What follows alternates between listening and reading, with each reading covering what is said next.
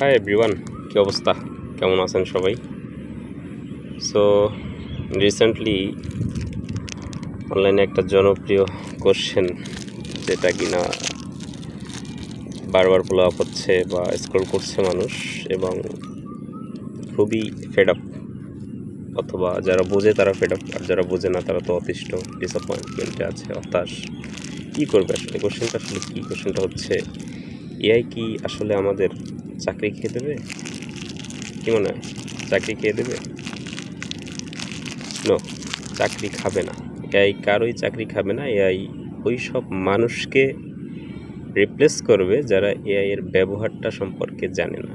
So এআইটাকে শিখি, জানি, বোঝার চেষ্টা করি, এর কী কী টুলস আছে এগুলো আমরা ফাইন্ড আউট করি, রিসার্চ করি, কোনটার কী অ্যাপ্লিকেশন এটা বোঝার চেষ্টা করি।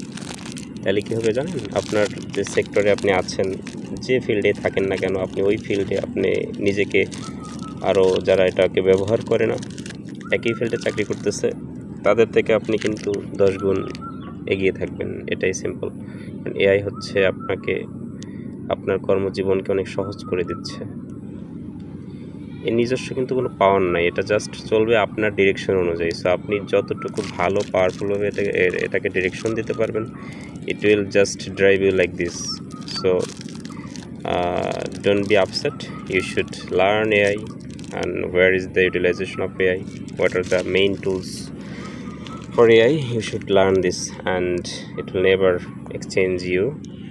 Just replace someone who are not using AI. That's it. Thank you all.